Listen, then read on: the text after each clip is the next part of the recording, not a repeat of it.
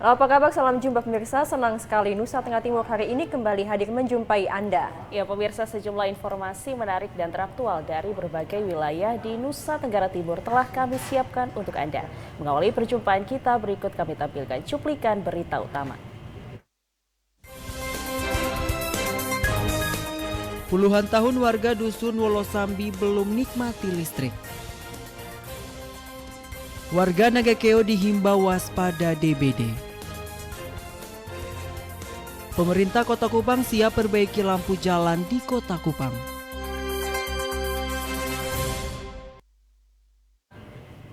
Ya, 3 cuplikan berita utama tadi yang kami rangkai dengan sejumlah informasi lainnya. Bersama saya Komang Astri dan saya Felmi Laubela. Saudara, inilah Nusa Tenggara Timur hari ini selengkapnya untuk Anda.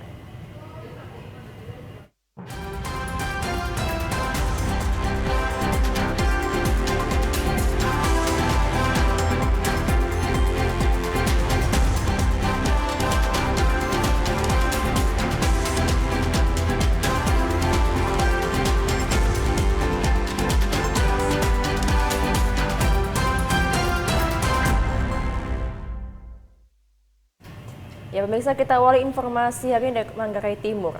Selama puluhan tahun, puluhan warga di Dusun Wolosambi, Desa Komba belum menikmati listrik dari perusahaan listrik negara.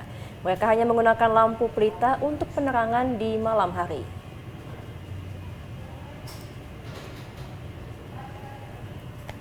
Sudah 78 tahun lamanya Indonesia merdeka, namun masih banyak warga di pelosok Manggarai Timur yang belum menikmati buah dari kemerdekaan itu.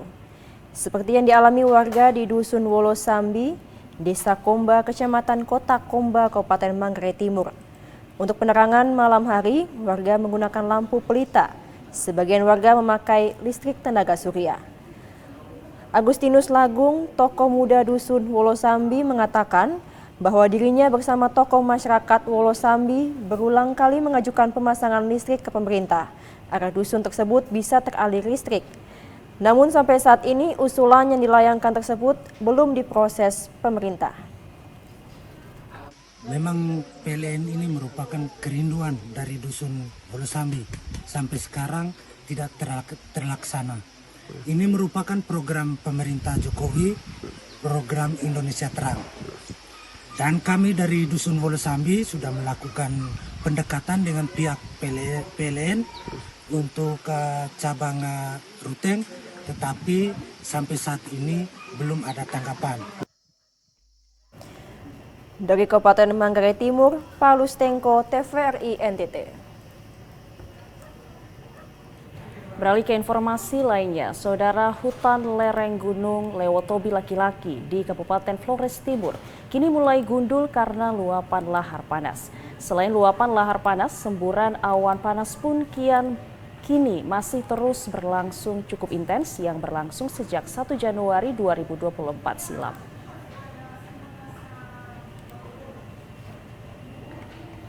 Pantauan TVRI sepanjang lereng Gunung Ile Lewotobi yang sebelumnya dipadati hujan lebat, kini mulai tergerus oleh muntahan lava dari kawah gunung. Dan mengakibatkan kawasan hutan di lereng pun ikut tergerus dan nampak gundul dengan bongkahan bebatuan yang tampak di kejauhan. Selain itu, aliran lahar dingin juga membentuk jalur api di kawasan utara, tepatnya di Desa Nobo dan Nurabelen. Aliran lahar dingin kini sudah mendekati perkampungan Nurabelen dan diperkirakan berjarak sekitar 1 km dari pemukiman warga. Sementara itu, luasan hutan terbakar akibat erupsi Gunung Lewotobi laki-laki diperkirakan mencapai ratusan hektar. Tampak kepulan asap masih membumbung naik dari tempat lava mengalir. Selain itu juga gemuruh vulkanik gunung terdengar dan sesekali tercium bau belerang. Hingga saat ini aktivitas erupsi gunung api Ile Lewotobi masih terus berlangsung meskipun dengan intensitas letusan berangsur berkurang. Dari Kabupaten Flores Timur, Patman Werang, TVRI NTT. Ya pemirsa, memasuki musim penghujan, ancaman berbagai penyakit akan muncul. Salah satunya demam berdarah dengue atau DBD. Warga dihimbau untuk waspada terhadap wabah DBD dengan melakukan pola hidup bersih.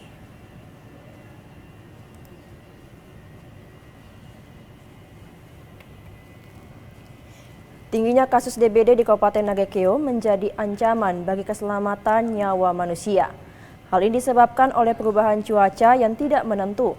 Mengatasi hal tersebut, pemerintah Kabupaten Nagekeo melalui Dinas Kesehatan menghimbau kepada masyarakat agar selalu waspada terhadap DBD dengan melakukan pola hidup bersih yang dimulai dari lingkungan keluarga.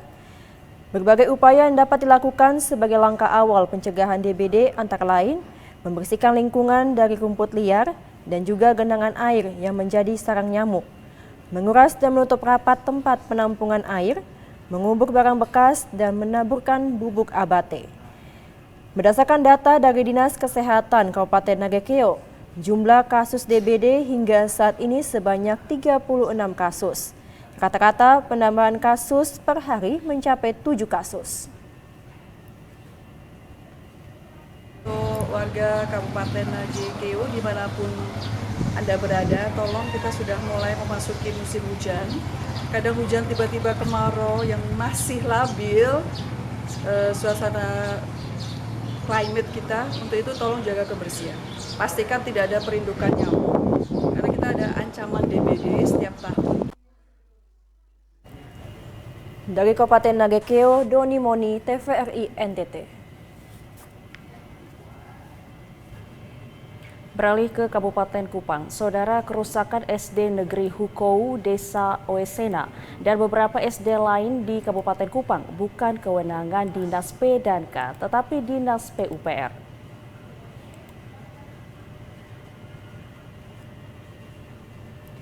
Dalam 2 minggu terakhir, kerusakan plafon gedung SD Negeri Hukou, Desa Oesena, Kecamatan Amarasi, masih menjadi tanda tanya bagi publik Kabupaten Kupang.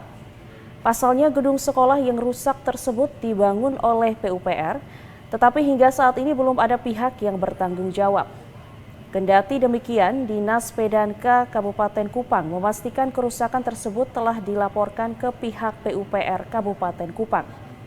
Hal tersebut dibenarkan oleh Kepala Dinas PUPR Kabupaten Kupang, Eliezer Teuf. Ia mengatakan setelah Dinas Pendidikan dan Kebudayaan Kabupaten Kupang melakukan pemantauan terhadap gedung sekolah dasar yang telah dibangun oleh PUPR di Kabupaten Kupang. Ditemukan bahwa beberapa gedung yang telah dibangun mengalami kerusakan, seperti plafon yang sebagian besar jebol dan beberapa bagian yang belum tuntas.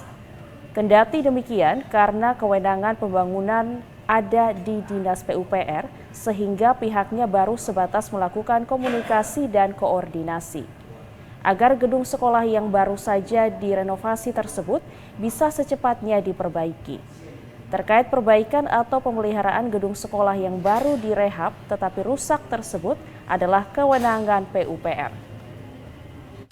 Kita pada dasarnya pemerintah Kabupaten Kupang melalui Dinas P&K sudah melakukan survei terhadap sekolah-sekolah itu, dan ternyata benar seperti yang ditanyakan itu bahwa terjadi kerusakan. Tapi tugas kami Dinas P&K atau pemerintah Kabupaten Kupang hanya melaporkan kepada PUPR terkait kejadian yang menimpa SD-SD itu. Jadi kita tidak bisa masuk sampai ke program itu karena bukan ranahnya kita. Diharapkan pihak PUPR bisa merespon dan secepatnya memperbaiki plafon dan gedung sekolah dasar yang rusak agar tidak mengganggu proses belajar.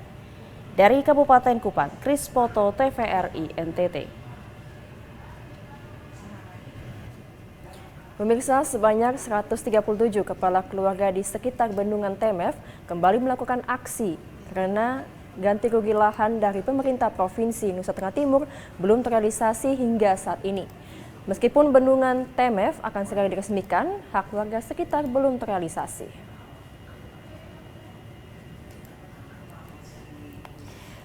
Egusem Peter Tahun, Bupati Timor Tengah Selatan, menjelaskan bahwa sekitar 137 kepala keluarga yang ada di sekitar lokasi proyek Pembangunan TMF saat ini melakukan aksi lantaran ganti rugi lahan belum selesai dilakukan oleh pemerintah Provinsi Nusa Tenggara Timur.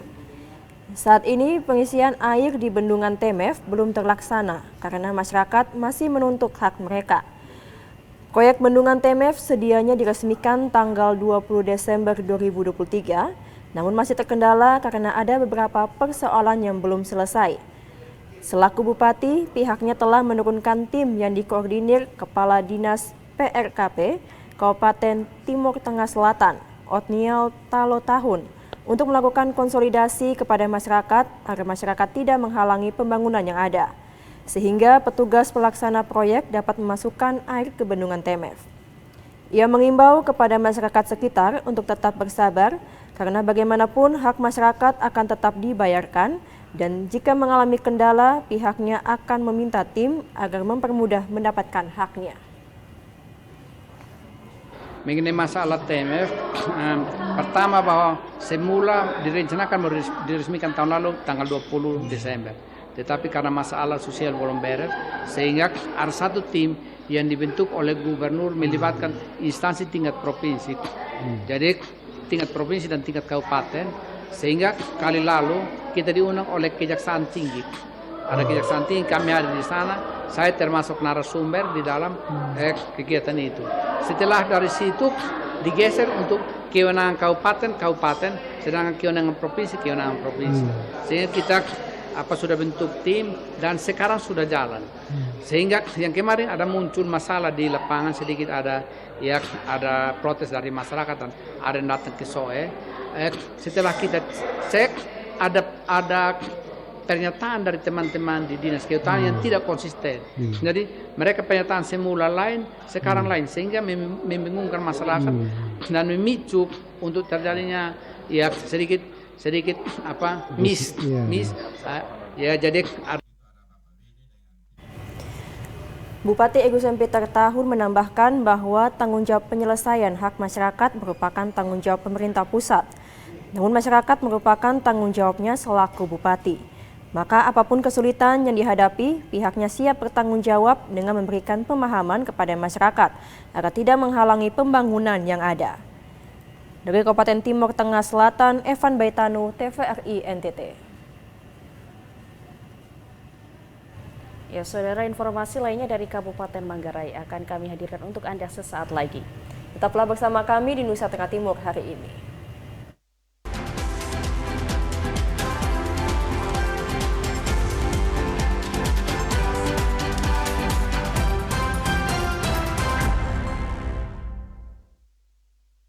Di Musik Orang Muda. Musik Orang Muda. Musik Orang Muda. Musik Orang Muda. Musisi muda bertalenta. Chart lagu terhits. Dia kenal ini. Aduh, ini terkenal sekali di Kota Kupang ya. Tapi nggak kalah. Pantengin terus Musik Orang Muda. Setiap Jumat pukul 11.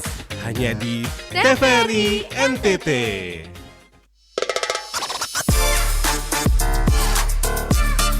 Belakang. Ya. Jadi langsung ditendang gitu. Iya. Ya kalau Contohkan dulu.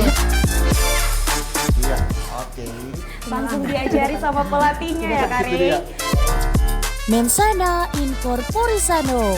Halo Sobat Sporty, terus saksikan Sporty setiap Sabtu pukul 15.00 hanya di TVRI NTT, Katongpung TV. Kelestarian hubungan manusia dengan alam tergantung bagaimana manusia memperlakukan lingkungan tempat dia hidup. So the first time I came to Indonesia was maybe 15 years ago. I always had the dream since I'm small to come to Indonesia. I would tell always my father in Spain, I want to go one day to Indonesia. Yang paling menakutkan bagi ekosistem laut adalah sampah yang tidak bisa terurai seperti plastik. Bring this trash because at the moment there is no pickup system to collect, and I think we need the help from the local authorities for this. Melestarikan alam saat ini, maka alam dan seistinya juga akan dinikmati anak cucu kita kelak.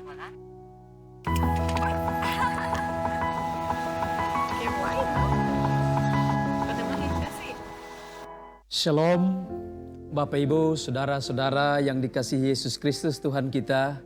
Mari kita siapkan hati dan pikiran kita untuk membaca dan merenungkan kebenaran firman Tuhan. Sebenarnya kehidupan ini juga berpihak kepada mereka yang memberikan telinga untuk mendengar suara Tuhan. Shalom. Saksikan Mimbar Agama Kristen setiap Sabtu pukul 16 hanya di TVRI NTT. 1 jam menemani Anda ke depan, sudah siap kita karaoke. Yang ada di sini, yang ada di sana, di mana saja. Hai. Segera Timur dimanapun Anda berada, dari Sabang sampai Merauke, dari Biaga sampai Pulau Rote. Lagu Bolo Bobo, tetapi kakak Oris yang main dari kakak Oh Oris iya. yang main. Tengitoso selego tolo bolo, tengitoso selego tolo bolo. Venda Muni dan juga Kak Oris di sini. Kami pamit undur diri dan selamat kerusak. Saksikan Telemusik setiap hari Kamis sampai Minggu pukul 18 WITA hanya di TVRI NTT, Katongpung TV.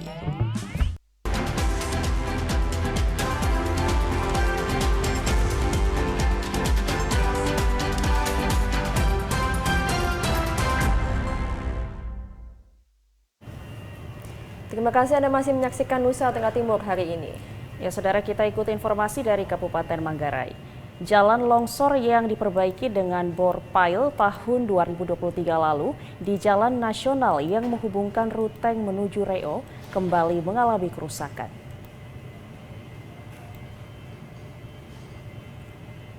Sekitar 60 meter jalan yang diperbaiki akibat longsor yang terjadi di tahun 2023 di kilometer 35 mulai mengalami kerusakan.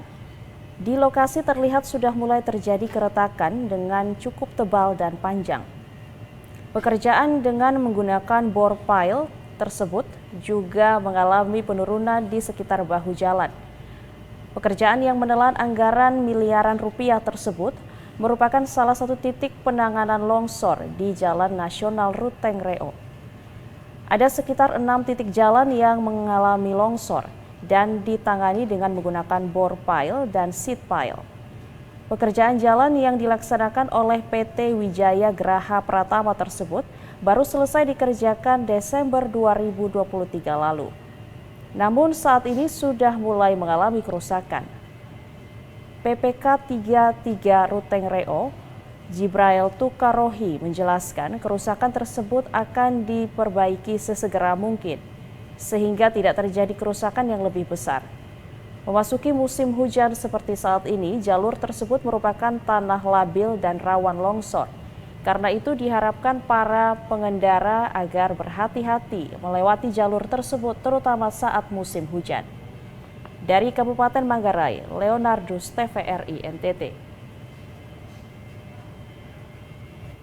Ya, kita beralih ke Kota Kupang. Pemirsa, pemerintah Kota Kupang menyiapkan anggaran sekitar 40 miliar rupiah lebih yang bersumber dari dana alokasi khusus atau DAK untuk pemeliharaan dan peningkatan ruas jalan di Kota Kupang. Untuk pemeliharaan jalan yang akan dikerjakan adalah ruas jalan Kejora menuju Anggrek dan ruas jalan di Oebufu yang menghabiskan dana anggaran sekitar 8 miliar rupiah lebih dan ruas jalan di RT 23 Kelurahan Sikumana.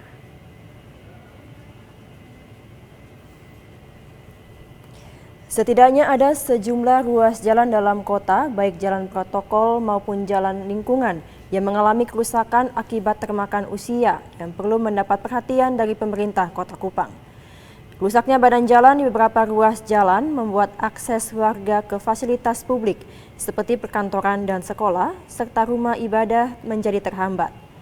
Pelaksana tugas Kepala Dinas Pekerjaan Umum Kota Kupang, Maksi Detan, menjelaskan tahun 2024 pihaknya menyiapkan anggaran sekitar 40 miliar rupiah lebih untuk pengerjaan jalan baik pemeliharaan dan peningkatan ruas jalan.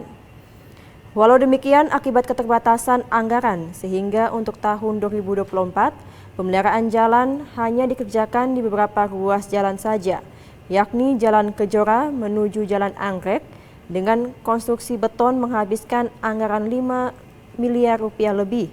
Dan ruas jalan di Oebufu menghabiskan anggaran senilai 3 miliar rupiah lebih.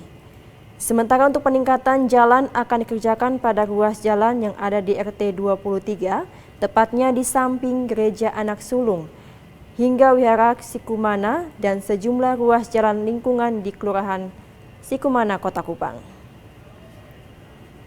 Untuk tahun 2024 ini kami tangani menyebar seluruh kota. Seluruh kota ada hutmik, ada lapen.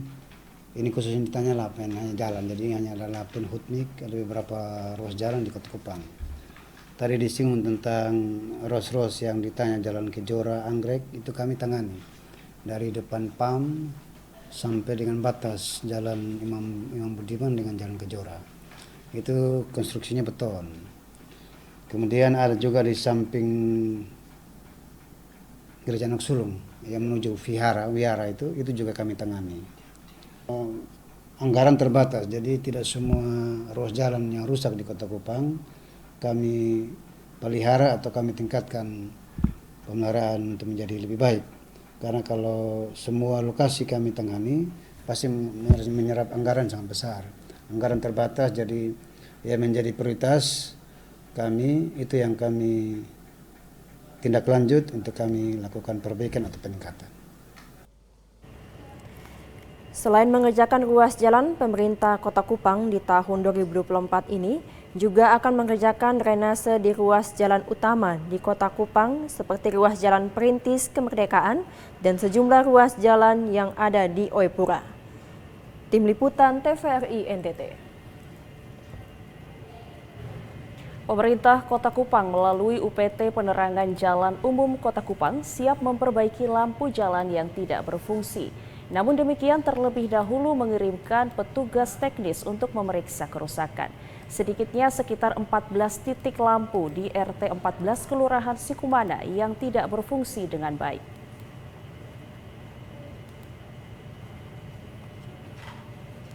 Penerangan jalan umum PJU sangat penting bagi pengguna jalan raya, terutama pada malam hari, untuk mengantisipasi terjadinya kecelakaan lalu lintas dan tindakan kriminal. Namun demikian kurang mendapat perhatian dari pemerintah Kota Kupang. Salah satunya lampu penerangan jalan di sebagian wilayah RT 14 Kelurahan Sikumana. Sebanyak 14 titik lampu penerangan jalan tidak berfungsi, padahal lampu penerangan jalan baru saja selesai dikerjakan. Tidak berfungsi lampu penerangan jalan membuat kondisi ruas jalan menjadi gelap gulita ketika malam hari sehingga membuat warga tidak aman ketika beraktivitas. Kepala Unit Pelaksana Teknis Penerangan Jalan Kota Kupang Dinas Pekerjaan Umum Kota Kupang, Elvisbert Galoni, mengatakan siap memperbaiki lampu penerangan jalan yang rusak, namun terlebih dahulu akan menurunkan petugas teknis untuk memeriksa kerusakan terlebih dahulu. Ia berjanji setelah mengetahui kerusakan secepatnya akan diperbaiki. Keberadaan lampu jalan atau penerangan jalan umum sangat penting selain untuk menerangi jalan, juga untuk membantu pengendara dalam melihat jalan dengan lebih jelas untuk mengurangi risiko kecelakaan. Untuk tindak lanjutnya saya akan sampaikan dulu ke teman-teman tim teknis di lapangan untuk segera dicek apa persoalannya itu. Kalau tidak salah itu yang di titik yang dilaporkan ini itu pengerjaannya baru di tahun kemarin ya Bapak? Iya, itu pengerjaannya memang dilakukan oleh rekanan pihak ketiga, lalu memang sudah diserahkan kepada kita pemerintah kota. Jadi nanti seperti yang saya sampaikan tadi akan saya minta kepada teman-teman tim teknis untuk segera cek ke lokasi apa persoalannya dan segera kita ambil tindakan untuk perbaikan. Kepala UPT Penerangan Jalan Umum Kota Kupang menjelaskan, untuk tahun 2024 akan menambah 200 titik lampu yang difokuskan pada tiang 5 dan tiang 7. Untuk tiang 7 sebanyak 157 lampu dan tiang 5 sebanyak 52 lampu. Sementara untuk lokasinya tersebar di Kota Kupang. Tim Liputan TVRI NTT. Pemirsa, bencana alam erupsi Gunung Lewatobi yang menerjang pemukiman warga di Kecamatan Ilebura dan Kabupaten Wulanggitang, Kabupaten Flores Timur, memaksa warga penghuni lereng Ile Lewotobi untuk tinggal di posko pengungsian sejak 1 Januari 2024. Kondisi ini membangkitkan rasa peduli termasuk donasi kemanusiaan dari salah satu lembaga koperasi yang memberikan bantuan kemanusiaan dengan prioritas sasaran pada ibu hamil, ibu menyusui, bayi, dan balita di posko pengungsian.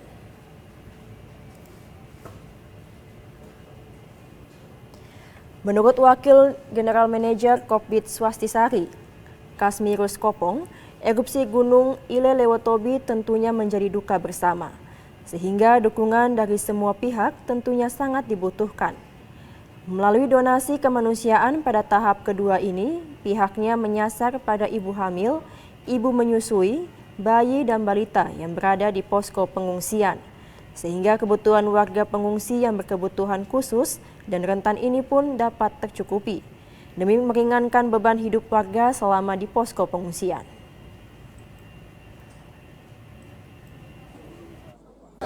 Suasana ketidaknyamanan mereka itu sama dengan kami merasakan, Swastisari merasakan suasana ketidaknyamanan. Suasana sedihnya mereka itu Swastisari juga merasakan. Sehingga hari ini kami menyasarnya lebih kepada ibu-ibu hamil, ibu-ibu menyusui, anak, bayi, dan balita. Untuk orang-orang dewasa, bahan kami sudah kami serahkan kepada Pak Camat 1 ton beras, lalu popok untuk anak-anak bayi, masker bayi, susu untuk bayi. Ia pun berharap dengan donasi kemanusiaan yang ada, dirinya pun berharap beban psikis dan fisik warga pengungsi dapat berkurang selama berada di pos pengungsian. Dari Kabupaten Flores Timur, Patman Werang, TVRI NTT. Beralih ke informasi lainnya, Saudara Peduli Stunting di Kabupaten Kupang, penjabat Gubernur Nusa Tenggara Timur Ayodhya Kalake membantu penanganan stunting di Desa Ragnamo.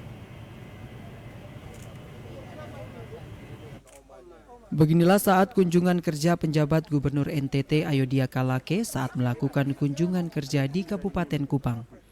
Ia memberikan sejumlah bantuan sebanyak 39 paket bagi anak-anak stunting di Desa Ragnamo. Penyaluran bantuan stunting dilakukan langsung di rumah warga dan di kantor Desa Ragnamo. Penjabat Gubernur pada kesempatan ini mengatakan Kabupaten Kupang merupakan salah satu daerah yang menjadi intervensi untuk spesifik penanganan stunting di NTT, di mana PJ Gubernur bersama semua OPD melakukan intervensi, tidak saja dalam bentuk pemberian makanan tambahan, tetapi pemberdayaan yang nantinya untuk menangani stunting. Adapun bantuan yang diserahkan penjabat Gubernur Ayodhya Kalake ke Desa Ragnamo berupa 1 pasang kambing etawa, 10 ekor ayam petelur, 50 kg pakan ayam, telur ayam, 200 kg ikan, dan 1.500 ekor bibit ikan nila, 2 paket permainan untuk PAUD, 10 set alat edukasi cuci tangan, 2 unit coolbox, dan beberapa bantuan lainnya. Diharapkan bantuan ini dimanfaatkan sebaik-baiknya. Kolaborasi di antara semua unsur yang terkait akan lebih memudahkan dan mempercepat proses penanganan stunting ini untuk bisa mencapai target yang telah ditetapkan oleh pemerintah. Sementara itu Bupati Kupang Korinus Masneno pada kesempatan ini menyampaikan terima kasih atas kunjungan kerja penjabat Gubernur Ayodhya Kalake bersama Ketua TP PKK Provinsi NTT Sofiana Milawati Kalake. Dijelaskan upaya penurunan stunting di Kabupaten Kupang giat dilakukan dengan gerakan orang tua asuh. Bentuk kolaborasi antar Pemkab Kupang, TNI Polri, organisasi non-profit dan stakeholder lainnya.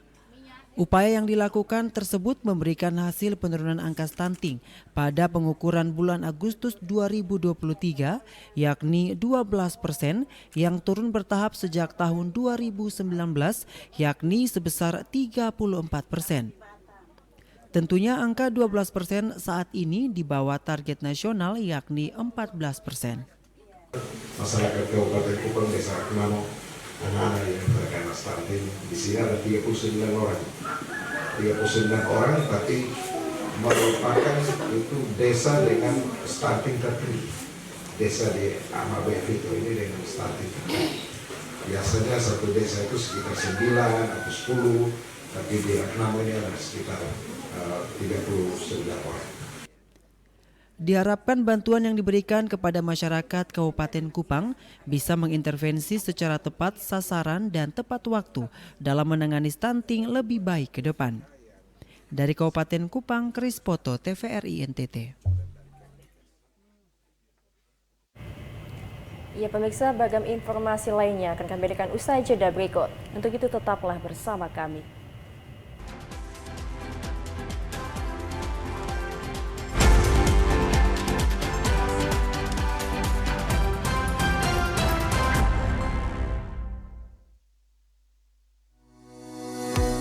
Dokter mungkin harus jelaskan kepada para pemirsa di rumah, apa sih dok itu jantung, fungsinya dok, dan kenapa penting bagi kita membahas topik kita pada hari ini. Siapa bilang sehat itu mahal? Kesehatan mulut kita harus pelihara melalui pertemuan sore hari ini.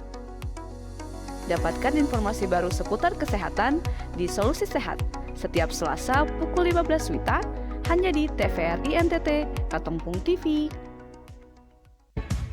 Pagi-pagi minum kopi. Cakep. Beta sonde bikin pantun le.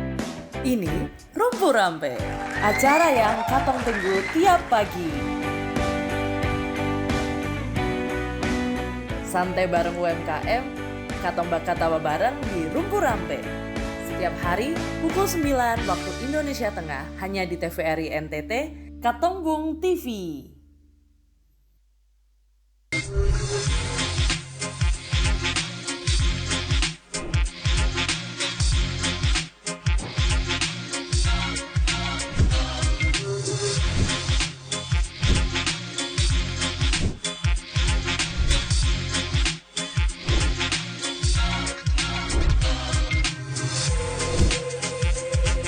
Ekspresi setiap hari Senin sampai dengan Rabu jam 4 sore hanya di TVRI NTT.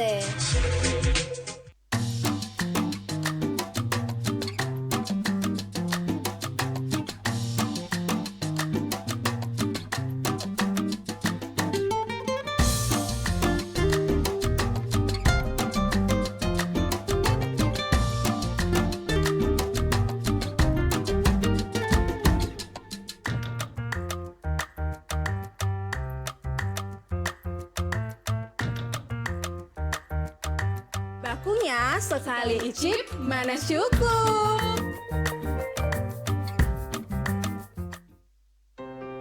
Mimbar Agama Buddha. Selamat sore, Sotihotu Namo Buddhaya. Pikiran adalah pembentuk. Apabila seseorang memiliki pikiran yang disertai dengan cinta kasih, maka kebahagiaan akan mengikuti kehidupan keluarga kita supaya keluarga kita ini menjadi keluarga yang utuh. Setiap Kamis pukul 16 hanya di TVRI NTT.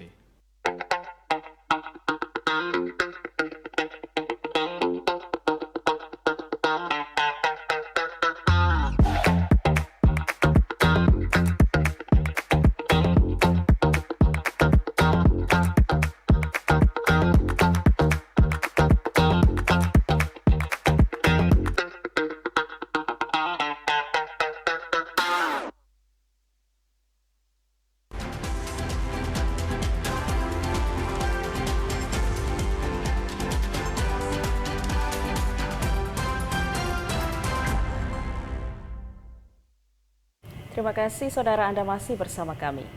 Kita beralih ke informasi lainnya pemirsa. Kantor Wilayah Kementerian Agama Provinsi Nusa Tenggara Timur menggelar deklarasi pemilu damai.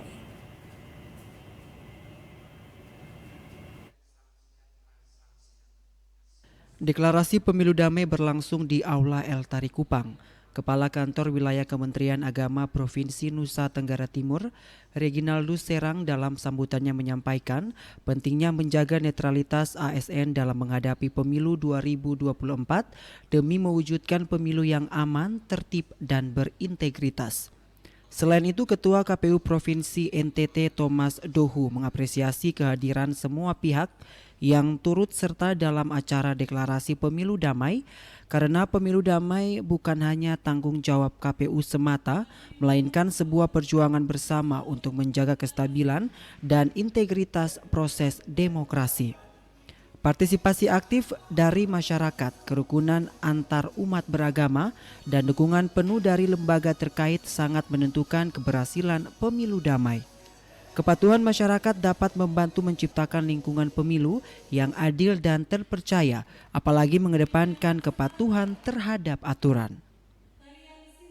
Sampaikan deklarasi pemilu damai. Ini dilandasi oleh tahun 2024 oleh Kementerian Agama ditetapkan sebagai tahun kerukunan, dan pada tahun ini juga kita melaksanakan hajatan demokrasi. Harapannya penyelenggaraan pemilihan umum ini wabil khusus kita di Nusa Tenggara Timur itu bisa terlaksana dengan baik, sehingga masyarakat beragama di provinsi ini dapat mengikutinya dengan penuh sukacita, damai, dan sejahtera. Kami aparatur sipil negara di lingkungan Kementerian Agama Provinsi Nusa Tenggara Timur tentu bersama tokoh agama mengharapkan penyelenggaraan pemilihan umum ini dapat terlaksana dengan baik, dan semua masyarakat Provinsi Nusa Tenggara Timur juga bisa mengikutinya dengan penuh sukacita. Adanya deklarasi pemilu damai menunjukkan komitmen bersama dari berbagai pihak untuk menciptakan suasana pemilu yang damai dan kondusif. Kerjasama lintas sektor sangat penting untuk mensukseskan pemilu 2024 yang damai. Pemerintah daerah akan turut serta dalam siap berkolaborasi secara maksimal dengan lembaga terkait. Venido Adi Mataratu, TVRI NTT. Sementara itu, Komisi Pemilihan Umum Kabupaten Malaka terus lakukan sosialisasi untuk meningkatkan informasi terkait pemilu serentak 2024. Guna mendongkrak partisipasi pemilih dari periode 5 tahun lalu.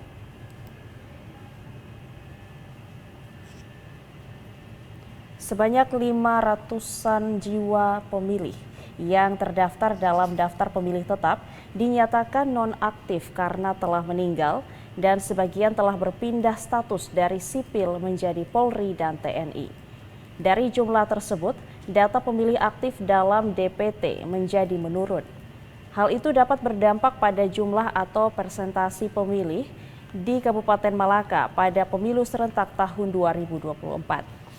Ketua Komisi Pemilihan Umum Kabupaten Malaka, Juventus Adrianus Bere, mengatakan data persentase pada Pilkada tahun 2020, partisipasi pemilih di Kabupaten Malaka mencapai 85,31% dari pemilu sebelumnya. Untuk itu dirinya optimis terkait partisipasi pemilih pada pemilu 2024 akan mengalami peningkatan bahkan mencapai 90-an%.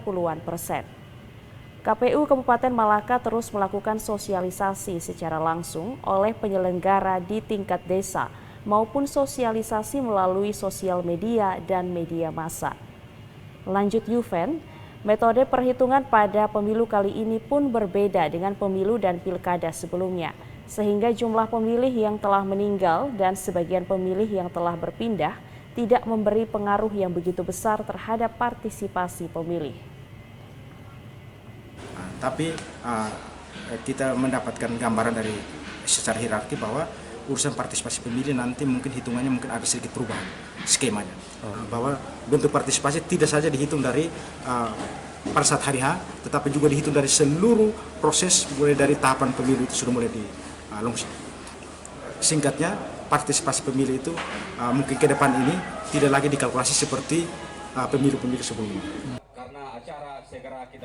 Juven juga mengajak semua masyarakat Kabupaten Malaka agar hadir dan berpartisipasi ke tempat pemungutan suara di desa masing-masing untuk menggunakan hak pilihnya untuk menentukan siapa pemimpin bangsa ini.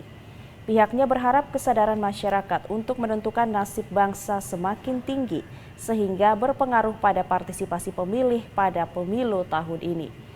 Dari Kabupaten Malaka, Yosman Seran, TVRI NTT. Sementara itu menjelang pemilihan umum tahun 2024, Bupati Timur Tengah Selatan minta Dinas Pendudukan dan Pencatatan Sipil serta Dinas Sosial Kabupaten Timur Tengah Selatan melakukan prioritas pelayanan kepada 152 warga difabel dalam perekaman EKTP dan dalam kegiatan pemilihan umum. Egusem Peter Tahun, Bupati Timur Tengah Selatan, menjelaskan bahwa pihaknya meminta Kepala Dinas Kependudukan dan Pencatatan Sipil serta Kepala Dinas Sosial Kabupaten Timur Tengah Selatan agar memberikan prioritas dalam melakukan pelayanan perekaman EKTP dan identitas kewarganegaraan lain kepada 152 warga yang tergolong kaum difabel menjelang pemilihan umum, termasuk memberikan pelayanan fasilitas kursi roda dan lain sebagainya. Sudah disiapkan kemudahan, sudah disiapkan cara untuk mereka menggunakan hak.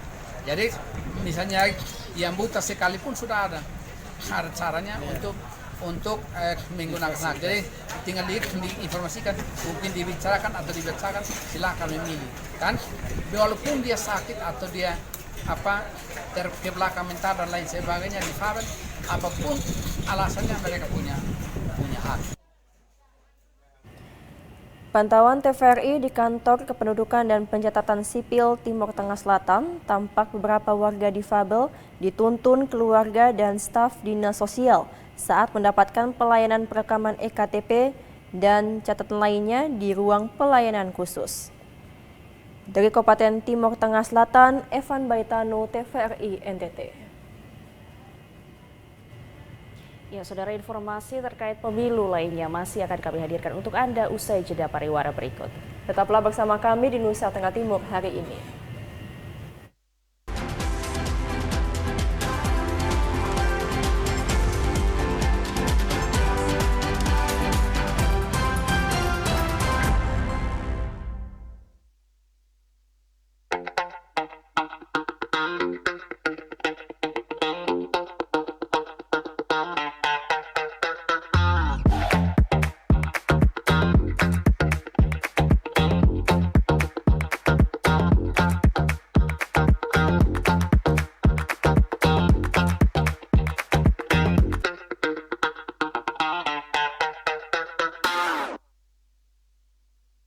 Om Swastiastu. Om Swastiastu. Baik pemirsa TVRI Nusa Tenggara Timur, terima kasih Anda masih bersama kami dalam acara Mimbar Agama Hindu. Ilmu pengetahuan itu adalah mempermudah kehidupan kita, sedangkan agama untuk menuntun kehidupan kita. Om Swastiastu. Saksikan Mimbar Agama Hindu setiap Kamis pukul 16 hanya di TVRI NTT. ADRT perempuan harus dilengkapi ilmu bela diri supaya tidak di smackdown. Jadi di lampu merah beta rencana pasang lampu merah tuh banyak. Jadi satu tiang tuh lampu merah baru lampu kuning hijau. Bapak dapil mana? Saya pilih Pak. Yang lucu, yang seru, yang bikin akhir pekan kamu asik terus. Ini sekarang lihat referensi dari film-film tuh kayak enak mah nyatanya. Ketawa rame-rame setiap hari Minggu jam 3 sore hanya di TVRI NTT Ketong Putih. Di Musik Orang Muda. Musik Orang Muda. Musik Orang Muda. Musik Orang Muda. Musisi muda bertalenta. Chart lagu terhits. Dia kenal ini, aduh, terkenal sekali di Kota Kupang ya. Tapi nggak kalah. Pantengin terus Musik Orang Muda. Setiap Jumat pukul 11 hanya di TVRI NTT.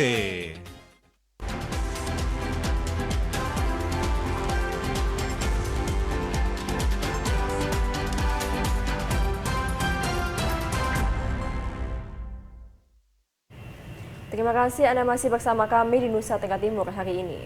Ya, kita ikuti informasi pemilu dari Kabupaten Kupang.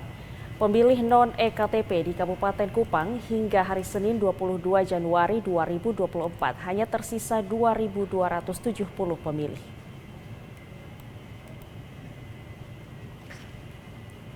Pelayanan perekaman EKTP bagi pemilih non-EKTP di Kabupaten Kupang secara intens dilakukan KPU bersama Dispenduk Capil Kabupaten Kupang sejak 12 Januari 2024. Dinas terkait menurunkan kekuatan penuh seperti tim program respon cepat atau RESCEP, program Laismanek, dan memaksimalkan kerja 10 UPT di kecamatan. Hasilnya, hingga hari Senin 22 Januari 2024, pemilih non-EKTP hanya tersisa 2.270 pemilih. Kepala Dinas Dukcapil Kabupaten Kupang secara lisan mengatakan, sesuai data yang diterima dari KPU Kabupaten Kupang sejak penetapan daftar pemilih tetap atau DPT, sebanyak 18.592 pemilih masih tergolong dalam DPT non-EKTP. Tetapi pada awal Januari 2024, Dispenduk Capil bersama KPU Kabupaten Kupang melakukan pemutakhiran dan verifikasi ulang. Sehingga akhir Desember 2023, perekaman EKTP berhasil dilakukan bagi 15.362 pemilih non-EKTP. Selanjutnya, sejak tanggal 1 hingga 18 Januari 2024 secara intens, Dispenduk Capil berkolaborasi dengan KPU Kabupaten Kupang dan berbagai stakeholder melakukan perekaman bagi 960 pemilih non-EKTP di Kabupaten Kupang. Kendati demikian, masih tersisa sebanyak 2.270 pemilih non-EKTP yang belum mendapatkan pelayanan perekaman. Untuk itu, dalam beberapa hari ke depan, Disdukcapil bersama KPU terus melakukan pelayanan perekaman EKTP di beberapa kecamatan yang jumlah pemilih non-EKTP masih banyak. Diharapkan partisipasi masyarakat meningkat untuk mau melakukan perekaman EKTP. Dari Kabupaten Kupang, Krispoto, TVRI NTT. Ya, kita beralih ke informasi lainnya, pemirsa. Suku Molo dari 58 desa dan 8 kecamatan di Timur Tengah Selatan melalui para tua adat, kaisar, raja, panglima, dan kakak jelata suku Dawan Molo menggelar ritual adat persatuan dan kesatuan suku Dawan Molo untuk menolak politik perpecahan pada Sabtu 20 Januari 2024.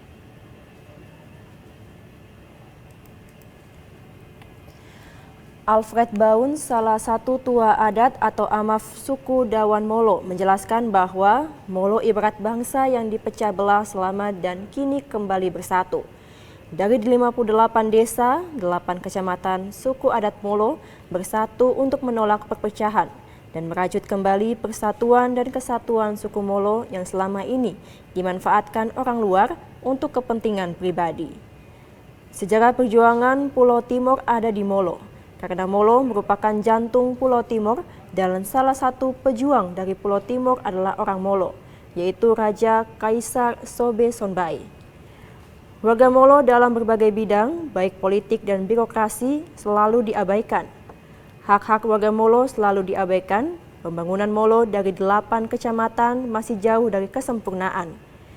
Dengan demikian, melalui pertemuan adat yang ditandai dengan ritual pemotongan ayam hitam, adalah melegitimasi pertemuan adat yang menghimpun Kaisar Molo Sonbai, Raja Molo Oematan, Raja Mela, Raja Sanam, Raja Tusalak, Raja Laome, dan para tua adat termasuk rakyat jelata untuk kembali bersatu. Ritual adat tersebut adalah agar para leluhur terdahulu yakni alam juga ikut merestui persatuan dan kesatuan suku Dawan, etnis Molo yang didahului dengan ibadah bersama kepada Tuhan.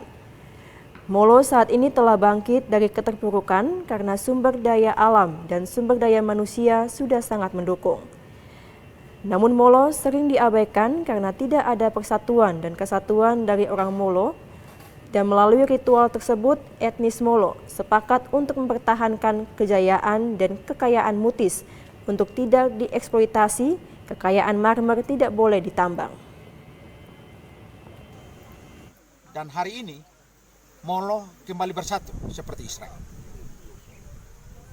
Dan akibat daripada Molo terpecah belah itu, banyak orang memanfaatkan kepentingan Molo. Baik sumber daya manusia, sumber daya alam. Dan itu menjadi pergumulan daripada orang Molo. untuk hari ini kembali bersatu. Karena orang Molo ini sudah dimanfaatkan di segala momen. Baik itu politik maupun birokrasi. Selalu Molo itu menjadi umpan untuk dua hal itu penting. Karena itu hari ini Molo kembali bersatu dan ditandai dengan Sombai sebagai kaisar tertinggi di Pulau Timur ini. Dari Kabupaten Timur Tengah Selatan, Evan Baitanu, TVRI NTT.